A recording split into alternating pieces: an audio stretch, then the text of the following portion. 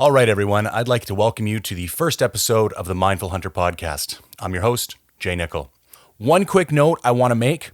You will be able to find this podcast on all podcasting platforms. You will also be able to play it off of a Spotify link on my website, or you can go to my YouTube channel to watch it and or listen to it at the same time. First of all, I'd like to thank you for taking the time to tune in, and I'd also like to ask for your patience as I figure this whole thing out. This being my first podcast, I'm sure not everything is going to be perfect, but I'm going to do my best to provide some education and entertainment all at the same time. Now, my original plan for this episode was to do kind of a deep dive into my history as a hunter and why I think I have a unique voice in this space and how I think maybe this podcast could add something to the field that's not currently available. But recently I did a fairly extensive podcast with Adam from the Beyond the Kill podcast, which is on the same network as this podcast. And we dove quite deep into my past. And if you listen to that episode, I don't want to bore you by going over details that you may have already heard.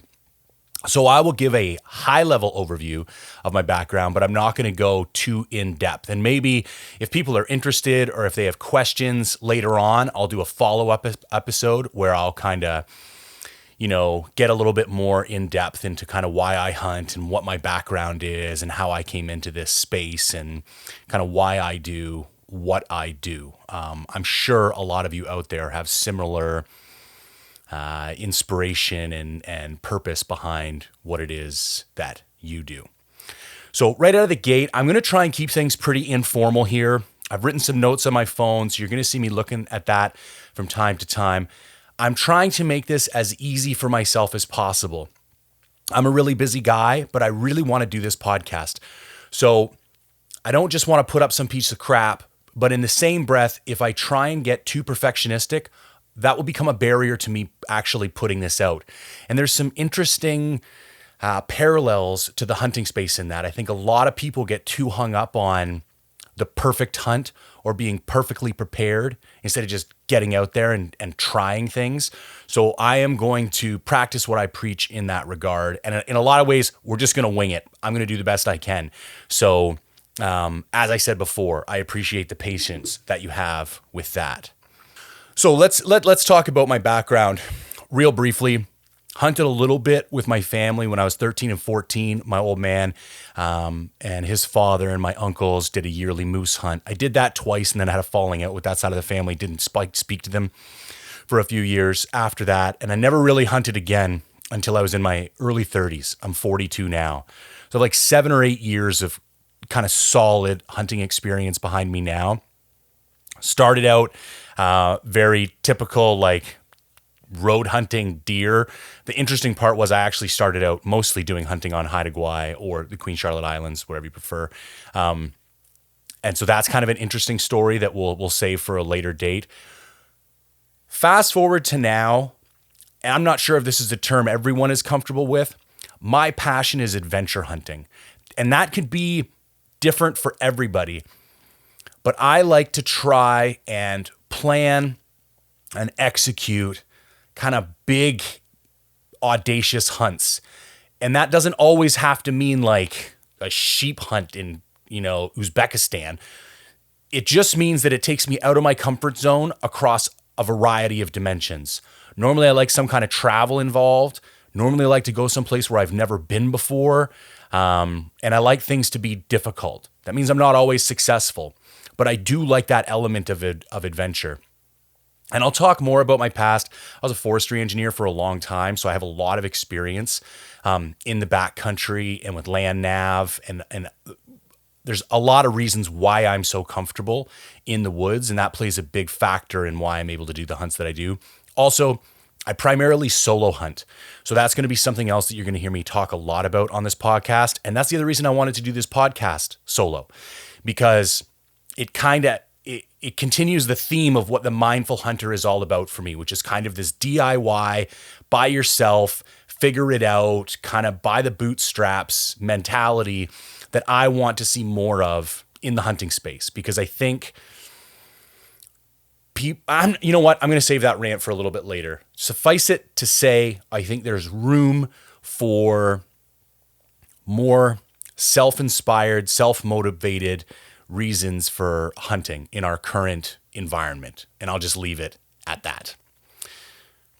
So I usually get to do 4 kind of big hunts per year. And the main purpose of this podcast today is going to be going back over 2020. I'm done hunting for 2020. I had 4 big hunts. I was successful on 2. I failed on 2. 2 were guided. 2 were DIY. So there's a lot of interesting insights and takeaways that we can talk about and learn from. And then out of that, I'm going to allude to a bunch of future episodes and how I think my experience can benefit the community. Now, community is also a very interesting word. I want this podcast to be largely community driven, which means I need your engagement as the listeners and the watchers. I want to know what you want to know. I'll do my best to share everything that I know. And I'll say right out of the gate, I am not an expert hunter. I heard this phrase the other day, subject matter enthusiast, as opposed to subject matter expert. I think it was Mike Duplan on the Kafaru cast who used that term. That's how I would describe myself when it comes to hunting. I'm not Aaron Snyder. I'm not Remy Warren. I haven't hunted for 30 years and I'm not a stone cold killer. I do my best, but I'm very passionate about what I do and I'm pretty good at communicating. So I think that will enable me to share what I do know with the community. But that's why I want your input. I hope that Q&A episodes become a regular thing on this podcast. Also, I have a fairly large network in the hunting community. I've been really lucky to meet a lot of really good people. And so if I don't know the answer to something, odds are I know someone who does. So either I can have them come on the podcast or I'll get in touch with them in the background, get the content from them and share it for them on their behalf on the podcast. So that's going to be a big component of the podcast. So on that note, if you ever want to get in touch with me, Instagram is mindful_hunter. Email is j@mindfulhunter.com and YouTube is mindful_hunter. So you can find me on all those platforms. You can DM me, message me, email me. I'm going to put up a Q&A form on my website. My website's mindfulhunter.com. You can find all my YouTube videos, the podcast episodes, links to my Instagram content, all that kind of stuff. I've got, arrow building tutorials up there, cooking tutorials, sous vide elk roasts, lots of hunting vlogs. I film all my hunts. That's another thing that we'll get into further on in this podcast. So please feel free to reach out. If there's any way that I can help the community, that's my goal here. Because I didn't really have any hunting mentors coming up. I kind of self-taught through YouTube and books and everything else. So if there's things that I can do to help, I want to. Okay, I think that's enough of the intro. I'm sure there's some shit I forgot, and I can come back to it and mention it later.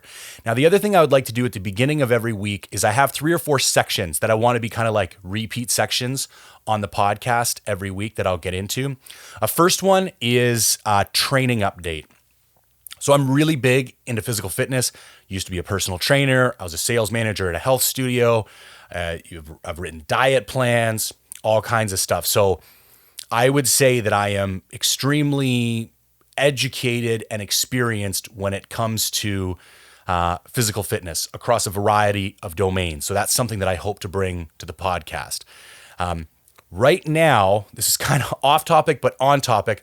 I've been training for a bodybuilding show for the last 2.5 years. I don't go on stage for another 9 months. But it's a theme that you're going to see go through this podcast because I'm about to get into a prep, which things are going to get kicked up a notch and get relatively dramatic relatively quickly. And I think it's going to be interesting for the viewers because a lot of my friends, because it's such a drastic kind of extreme thing to do, people tend to be very interested. So I'm going to try and be as transparent about that as possible on the podcast. But recognize when I talk about my own personal training, I am always straddling the line between bodybuilding and hunting conditioning. And that because I'm doing both, I am never completely optimized for either. And I know that and I accept that. if I just did one thing with my life, I would be bored to shit. I am not built that way. I need to have a couple things going on at the same time for me to feel engaged. And my two passions are bodybuilding and hunting. So that's what I spend the majority of my time doing. So let me give you a brief rundown of where I'm currently at in training. So I'm on a bulking cycle, which means I'm lifting heavy and often with a lot of volume and intensity because my food is really high. So I have kind of the caloric excess to be able to supply that type of physical demand. So I lift 5 days a week and I do backpack cardio 1 day a week. And then I work in some like mild treadmill conditioning on top of that. My current split is chest and front delts, then back and rear delts, quad dominant leg day, arm day, hamstring dominant leg day. So that's a 5 day cycle. I work in 2 days off somewhere in there. It's normally 3 days on, 1 day off, 2 days on, 1 day off.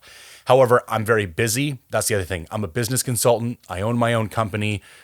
Technically, my specialty is human behavior. I work for large organizations and I help them design experiences and services for their clients and customers, and also manage employee change management initiatives. If anybody's curious about that, I can get into more of that, share links to my company and stuff. But it kind of provides an interesting insight into why I think about hunting the way that I do. Anyways, I'm a busy guy, so I don't always have the luxury of a perfectly designed split. So sometimes I got to go 1 day on, 1 day off, then 4 days on and 1 day off. Sometimes I'll do 5 days in a row and then 2 days off. But at least one of those days off, I do a backpack cardio day, and it's pretty fucking hardcore. So I live in East Vancouver. There's a trail called the Burnaby Mountain Trail or the Velodrome Trail or the Japanese Stairs. It's all the same trail, just has 3 different names. It takes me an hour and a half to do it. It's 4 miles, complete circuit, about 1,000 feet in elevation gain. It's got over 500 stairs. And what I do is I have the Atlas trainer from Outdoorsman's, which is essentially a kind of high-end backpack that has an Olympic post on it that allows me to load Olympic weight plates. I put a 45-pound plate on my backpack and I hike the whole thing. Like I said, it takes me 90 minutes. I'm going to get into this more. The next hunt I have on the horizon is a goat hunt. So I will titrate up. That's going to be a complicated word for somebody. When you titrate up or down, it means you slowly increase or decrease the volume of something. So you could titrate medication. You can titrate periodization of training protocols. It's just a word that means to slowly escalate or decrease volume or frequency. So currently I do 1 time a week backpack cardio. When I hit mid-December, I'll ramp that up to 2 times a week. And when I hit mid-January, I'll go to 3 times a week. And here's another unique note. A week before my hunt, I will kill all backpack cardio. And 2 weeks before my hunt, I will kill all leg days at the gym. I've learned over the years that I'm better served by hitting a hunt fresh than I am by any minor conditioning benefit I may get from 1 or 2 workouts leading up to the hunt. So currently, lift 5 days a week, backpack cardio 1 day a week. That's the majority of my training. Now, diet update. I'm on a pretty hardcore, stereotypical bodybuilder diet. I eat 6 meals a day, combination of like chicken and rice and steak. Pretty boring. Eggs, cream of rice. If anybody's interested, I have a really detailed diet. I can post it. The one interesting thing about my diet is that it progresses along with my training and with whatever cycle I'm on. So right now, I am slowly starting to increase food. And over the next 3 months, I will keep ramping that up until I get somewhere in the neighborhood of 5,000 or 6,000 calories a day towards the end of my bulk before I hit my prep. I would say I'm on like the low to moderate end of food right now. I have enough calories to do what I want to do, but I'm kind of out of a holding pattern as far as my weight goes. So I'm 6'1", and right now I'm 249 pounds. The goal for this bulk would be to break 265. Heaviest I've ever been 3 months ago was 256. I want to break 265. I'd like to hit 270. But I've also learned that the number on the scale is not solely indicative of success or failure. So I'm more concerned with the condition of my physique than I am the number on the scale. But it's another data point to keep in mind. Anyways, so current diet, I would say, is like moderate calories, very clean food, and then I get one meal a week where I do whatever I want. I just go haywire: burgers, fries, ice cream, whole 9 yards. It's rather disgusting sometimes. So that's where I'm at for diet and training. So if anybody's got any more questions regarding diet or training, hit me up, because that is one area that I feel I can speak on with confidence. Another section I'm going to do at the beginning of each week is called new gear, like whatever showed up this week. If you're watching this on YouTube, you will see me looking around my room because there's a shitload of new gear because I'm doing this goat hunt. I've never done a winter hunt. So there's like, crampons and new stoves and like winter down booties and all kinds of stuff. I have a feeling this podcast is going to drag on a little bit today. So I'm going to save the new gear section for next week. And hunt updates. Like I said, goat hunt last week of February. Going to be in northwestern British Columbia on the coast. If you're from BC, you know exactly where I'm going because there's only one area where you can hunt goats in the middle of the winter over the counter, or general open season, as we refer to it in British Columbia. All right, back to the hunt update. So everything that I'm doing right now is to get prepared for that hunt. I would say I'm 85% ready from a gear, scouting, and physical conditioning perspective. I still need to tweak my weapon a little bit and get some more practice on the range with that. There's a couple pieces of gear I'm still waiting to show up. And conditioning, like I said, I need the next couple months to kind of ramp up where it is. But if somebody phoned and said you can go on a goat hunt tomorrow, I'd be able to get it done. But I will continue to give weekly updates as we get closer to the hunt. Okay, the next session, which I think is kind of fun, is going to be like a current event. So I'm going to pick one topic that I saw on social media or a news feed that I find interesting, and I'm going to kind of lay out my 2 cents and what I think on it. I tend to be a rather polarizing individual. You're probably going to like me or you're probably going to hate me, and that's okay either way. I do tend to be very opinionated. I'm also happy to admit when I'm wrong. So if I say some bullshit on this podcast and you're like, you're a fucking idiot, that's not correct, please shoot me an email or DM. I'm more than happy to take constructive criticism. But on that note, largely because I think it's entertaining, I like to have fairly bold opinions on stuff. So what we're going to get into this week, and I'm just going to share the names and everything because I think it's interesting, and he'd probably like the fact that I'm going to get into this, have this conversation. So Mark Kenyon, the guy who runs Wired to Hunt, has a podcast on the Meteor Network, has his own show, all that kind of stuff. He was posting some stories of his whitetail hunt in the Midwest, Michigan. And he talked about having a bomber buck at 55 yards and didn't feel comfortable taking that shot. Let's just think about that for a minute. So he's in a tree stand, wind is low, the deer is unaware of his presence, it's at 55 yards. What would you do? Think about it for a sec. I immediately got very judgmental when I read that. I thought to myself, that is bullshit. If you are in the hunting space and this is what you are doing for a living, there is no excuse for you to not be competent enough with your bow. And I haven't gotten into this yet, but I am much more of a bow hunter than a rifle hunter. I'm competent at both, but I'm more passionate and more competent when it comes to archery than I am with a rifle. So I do feel like I know what I'm talking about in this regard. It pissed me off, man. I was like, you need to practice more. That is horse shit. 55 yards is not. Now, there are 2 factors that need to be taken into consideration, which I've already addressed: wind and awareness. It's like a 2x2 matrix. I use these frameworks all the time with the work that I do. So you have wind and you have awareness. If one of those becomes elevated, you're entering into a critical situation where you probably shouldn't take the shot. If both of those becomes elevated, in other words, high wind and high level of animal awareness, like he's staring right at you, you definitely don't take the shot. However, in my opinion, with low wind and low animal awareness, there's really no reason to not take the shot. I'm going to get into this later in the podcast. I smoked a mule deer at 55 yards, 12 ringed him, double lunged him, perfect shot, fixed blade broadhead, 600 grain arrow, like smoked in Arizona this year. Extremely challenging hunt.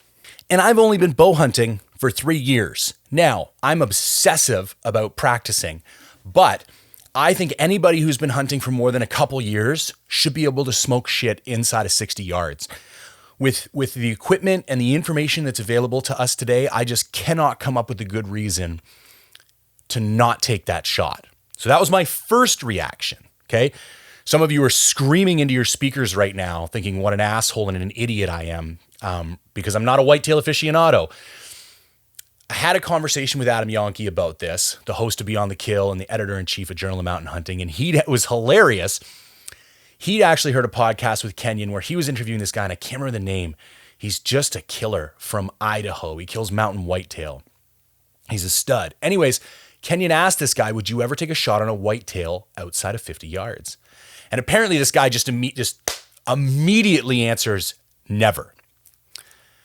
And so Yonke tells me this, and I'm like, oh, so now I'm an asshole. Because like this guy clearly knows what he's talking about. He's an accomplished archer.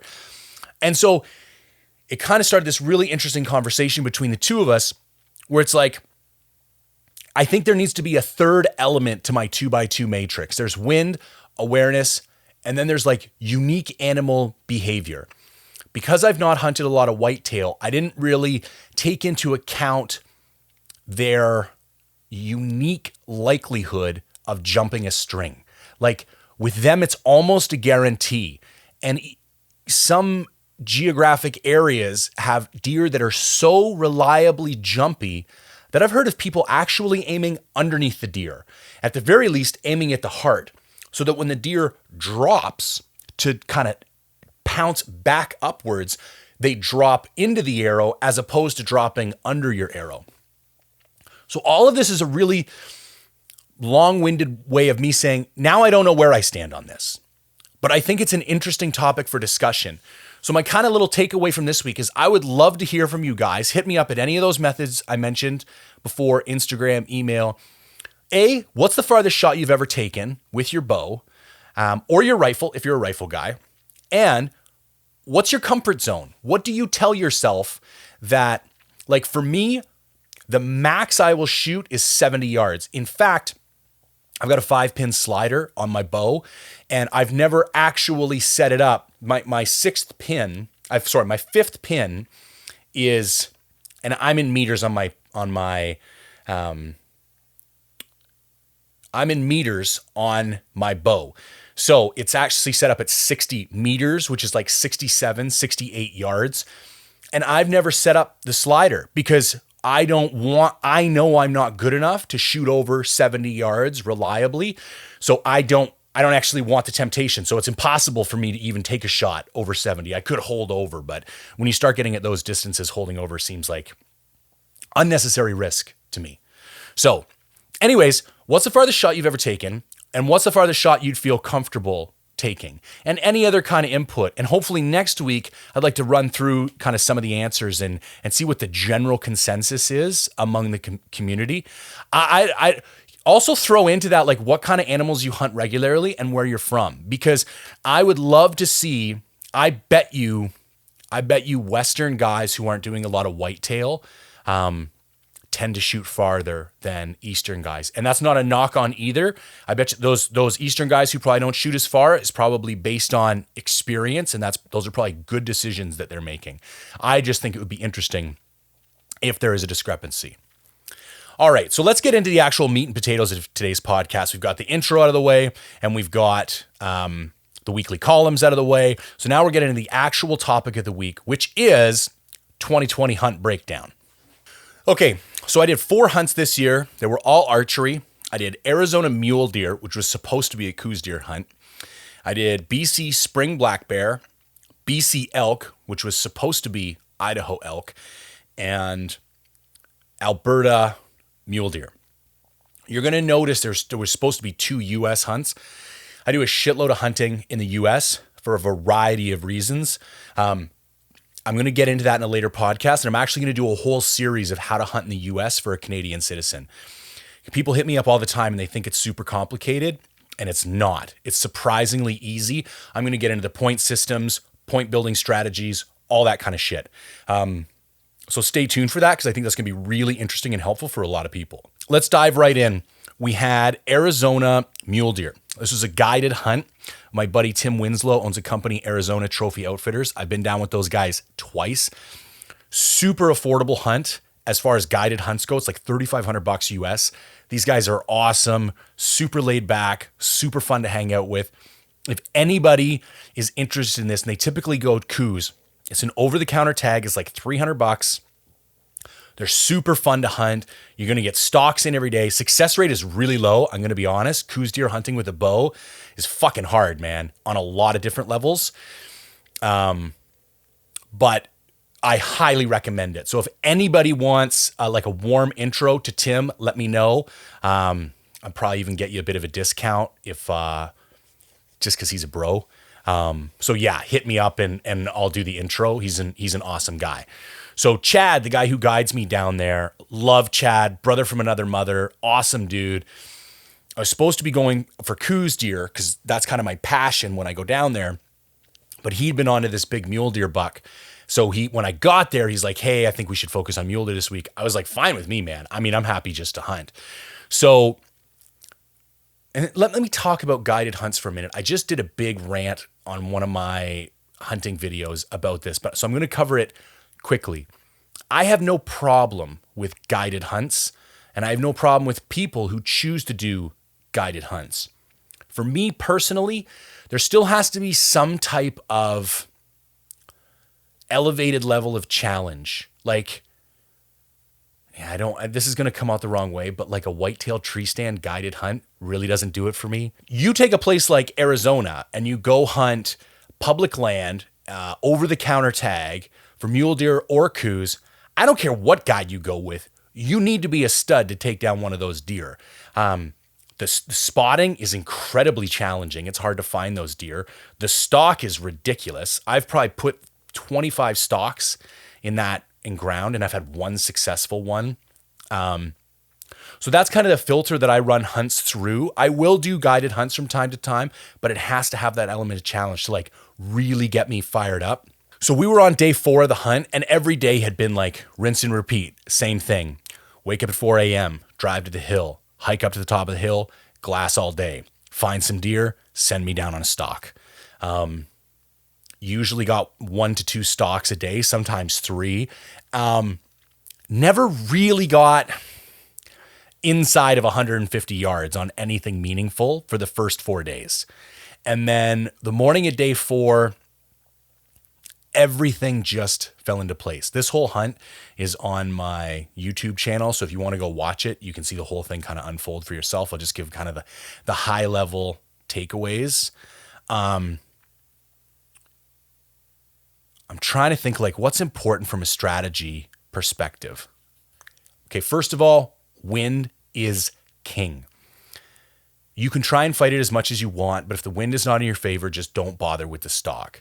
So for the first time, we had a deer on the move in the morning, hadn't bedded yet, but he was on a path that was that I could intersect with the wind in my favor. So there's point 1.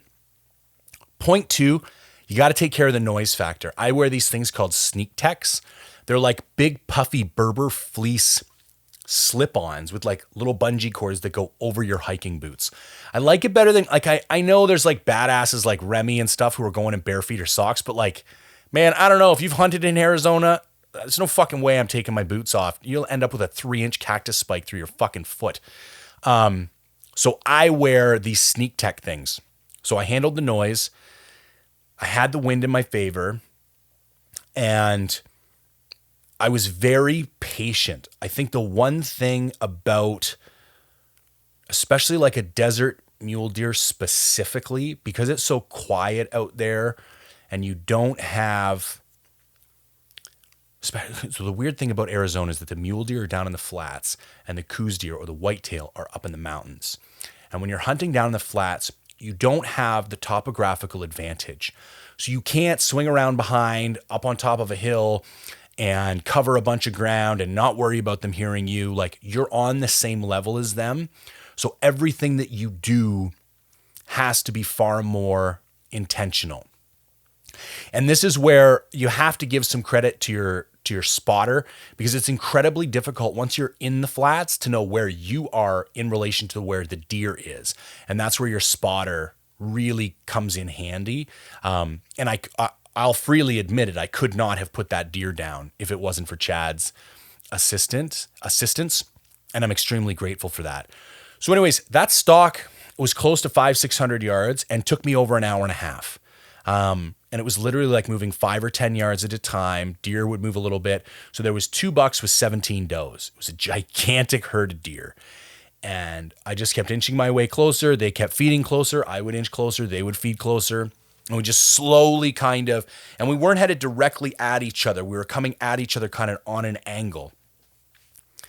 And then I just finally saw the does kind of emerge, almost like this cloud out of the mesquite and oak. And I saw 1 buck. And the funny thing was, I've been ranging stuff everywhere, and I ranged a mesquite at 65 yards. And then I noticed this big buck was following a doe. And the doe walked right in front of the mesquite I had ranged. And I guesstimated that the doe was 10 feet in front of the mesquite. So I actually came to full draw on the doe. And I was shooting kind of like through a tunnel. Like there was like some overhanging branches. And I just had this one line of sight to this kind of hole in this mesquite tree. I had my pin on the doe. And then the doe took 2 steps forward, and the buck took 2 steps forward, and he walked right into my pin and stopped dead. And this is where I want to have a conversation about the ethics of different ranges of shots. It was dead quiet. The deer had no idea that I even existed, let alone I was 55 yards from him at full draw. It was perfect. Everything was perfect. I use a hinge release. That's another topic we can get into later. Some people find it odd that I hunt with a hinge, but it works perfectly for me.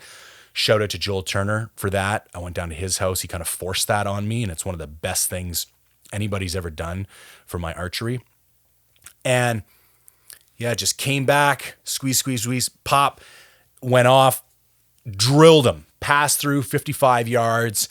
It was a pretty severe quartering 2, which is kind of like the worst of the 2 quartering options. I'd rather him quartering away, but he was quartering 2. So I only caught the front lung and the liver on the way out. So he did run maybe 150, 200 yards, but piled up right after that, dead. And it was a giant buck for mine. Anyways, he only taped out at 170, but he was 33-inch outside spread. And he was already regressed, had to be 8-9 years old, teeth rubbed down to nothing. Just an old, gnarly buck. Amazing hunt of a lifetime, buck of a lifetime. Super happy. And hopefully he'll be behind me here up on the wall in a couple of months. Normally I always do Euros, but I was talked into doing a full shoulder mount with this guy because of what a special deer he was. He kind of deserved the respect, and he's getting mounted down in Arizona, and then they'll ship him up to me hopefully here in the next couple of months. Up next, spring bear. My original plan was a backcountry rifle hunt for black bear. And the reason it was going to be a rifle hunt is that I was going into like really heavy grizz territory, and I didn't want to carry my bow and a rifle. And I was more concerned about the grizzly. Anyways, I thought it would be a more reasonable option. So all my scouting, all my gear prep, everything had been done with the intention of this backcountry rifle bear hunt. And then COVID hit, and which didn't really impact my hunt directly. But what did happen is that my buddy Jeff, who's an outfitter, shout out Primitive Outfitting, called me, and he's like, "Hey man, you just want," because I was going to hunt kind of the backcountry part of his tenure.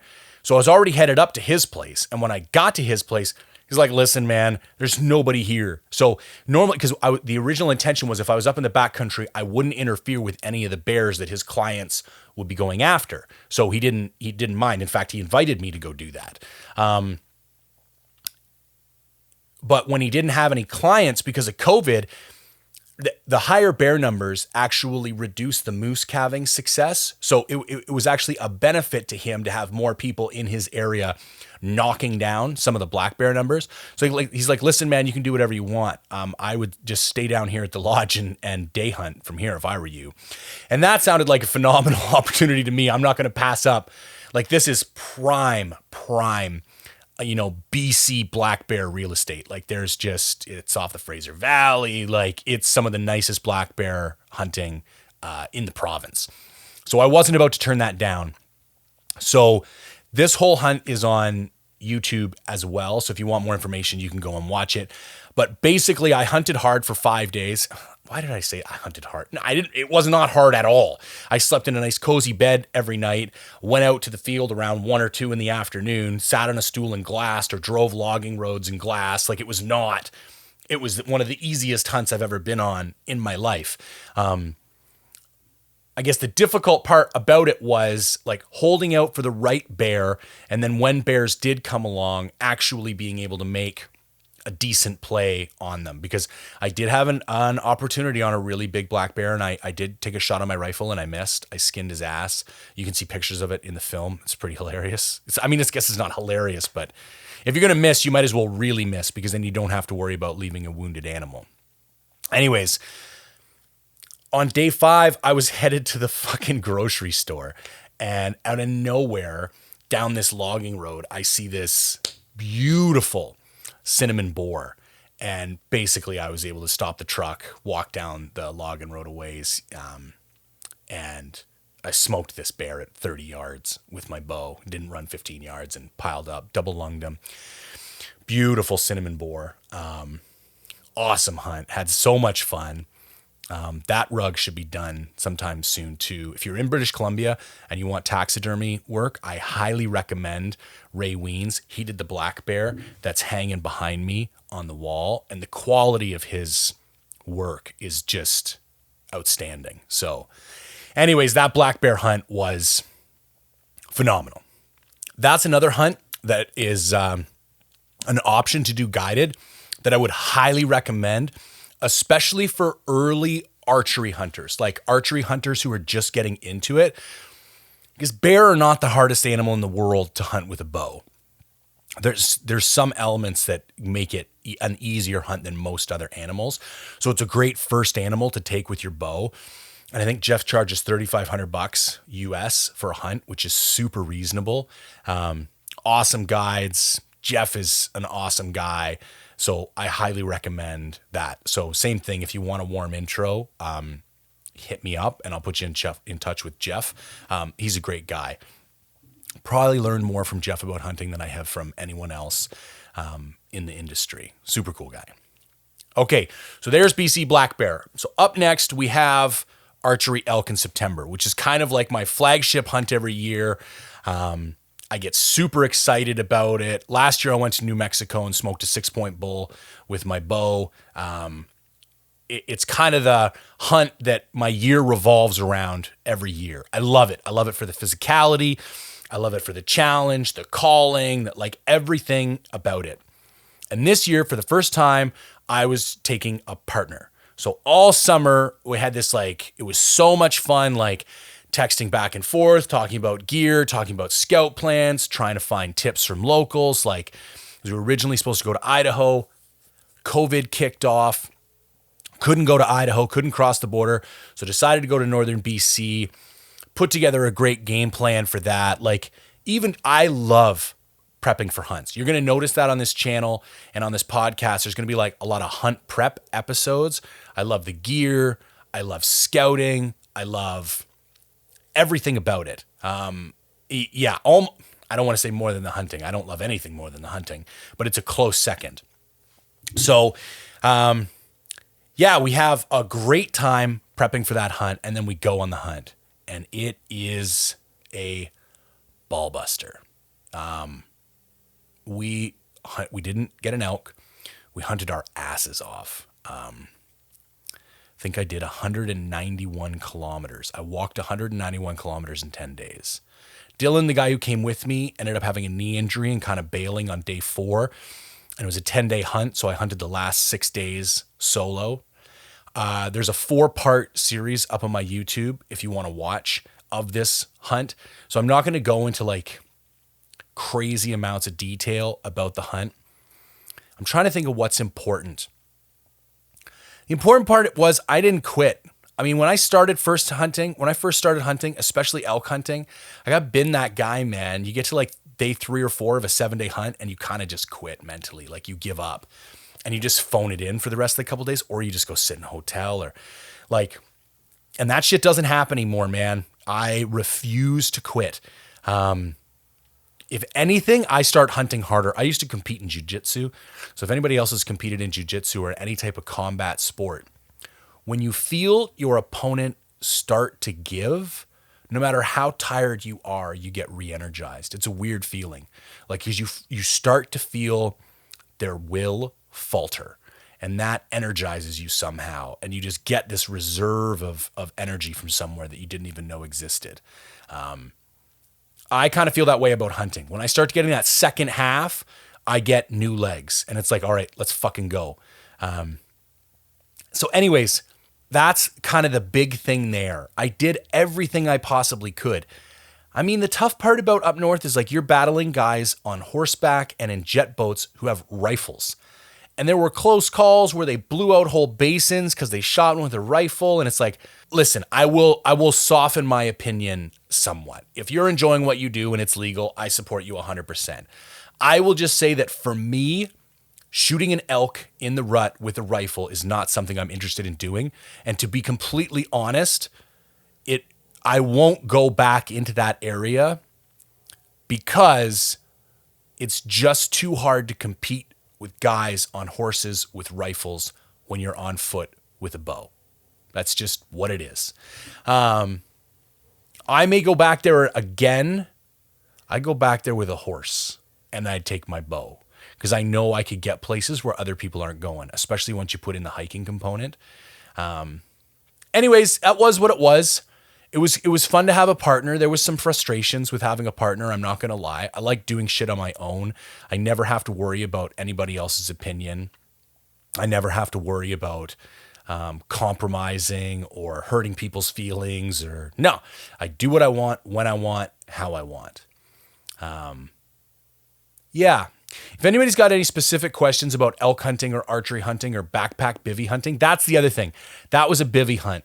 In my experience, the most successful way to hunt elk is bivvy hunting. And what I mean by bivvy hunting is going in for 3 to 4 day trips. You don't go in for 10 to 12 days and go in crazy deep.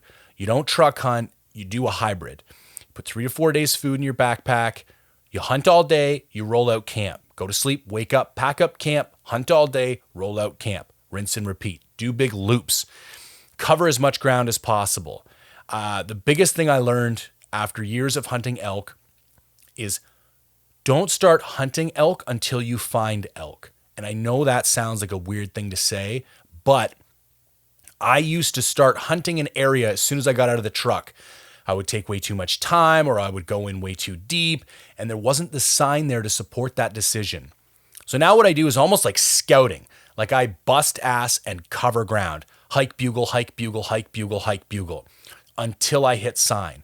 The moment I hit sign, I bring it down a gear and I start hunting. But I don't do that until I find sign. So that's the other thing, the other takeaway. But if anybody's got any more questions or if you want me to do more in-depth, I've done more archery elk hunting than I have anything else. So again, I'm not an expert, but I'm happy to share what I know. So if there's something that I can add or something that you want to know, just hit me up and I'll do more content about that in the future. All right, let's get to the last hunt of the year, Alberta mule deer. This was a bucket list hunt for me. If you've ever watched any Aaron Snyder stuff, he's done this hunt a bunch. There's been a bunch of other kind of, personality type dudes who've done this hunt. I've always, and then Lander also does this hunt, primitive outfitting. So I've always wanted to go do this hunt. It is guided, but again, insane level of of challenging. John Barklow calls it varsity level archery hunting, and I couldn't agree more.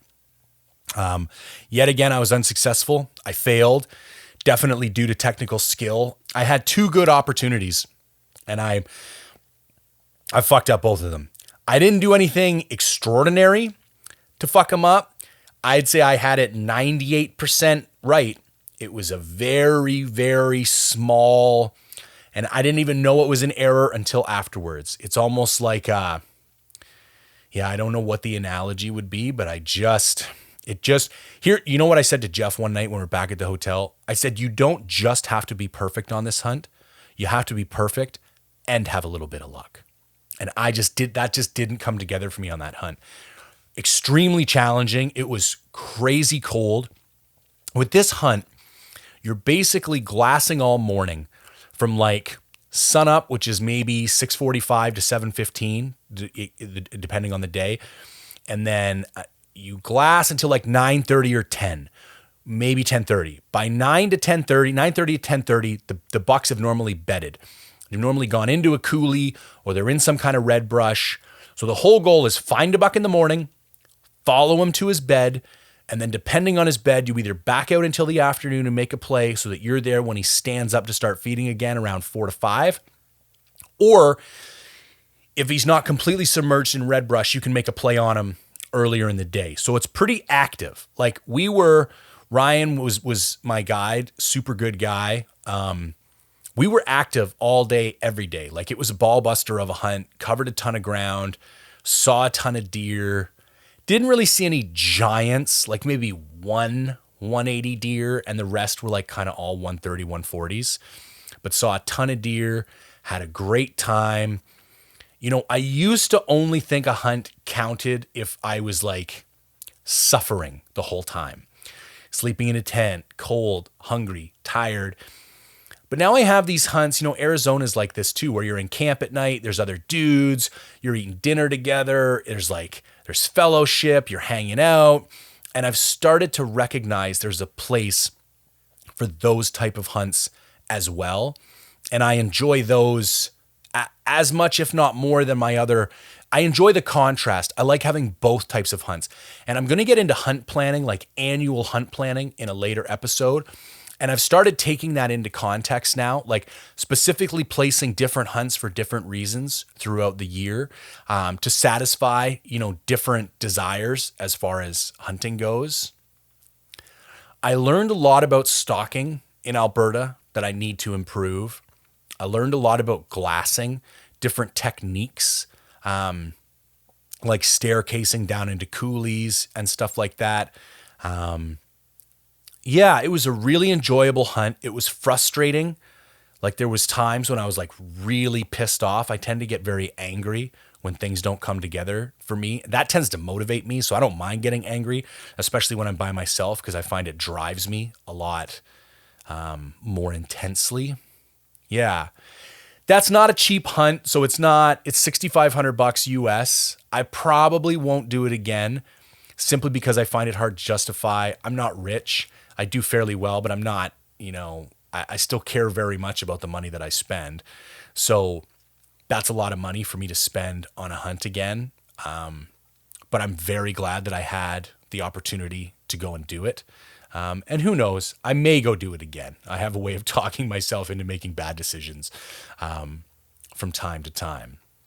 But had a blast. And like I said, you can watch it on YouTube if you want. All right, I think I've probably droned on enough for today. So quick little recap of everything. This is the first episode. Thank you for your time. Thank you for your patience. Please engage with the podcast in some way, shape, or form so that I can help direct this content in a direction that's going to be beneficial to you, that you're going to enjoy. So message me, let me know what it is you want to hear. Like I said, I'm going to do a Q&A podcast that'll just be answering listener questions. And you can give those to me anytime. I'm just going to save them up. And once I have enough, I'll do an episode. And if a question inspires like a whole episode worth of content, then great, I'll do it. I'm going to put these out once a week. One What do we have to look forward to? We got lots of gear reviews. I'm going to do an optics review. I'm going to do tripod reviews. I'm going to do gear reviews. We're going to compare some First Light to Sitka stuff. We're going to do some shelter reviews. I've got Hilleberg Acto versus the Solo review that's coming up soon. All kinds of stuff. I'm a huge gear nerd. We're going to do the How to Hunt in the U.S. for a Canadian Citizen series. We're going to do some training and diet stuff. We're going to do hunt planning. We're going to do the goat prep series. Lots of super cool content. So thank you very much for your time, and we'll see you next week.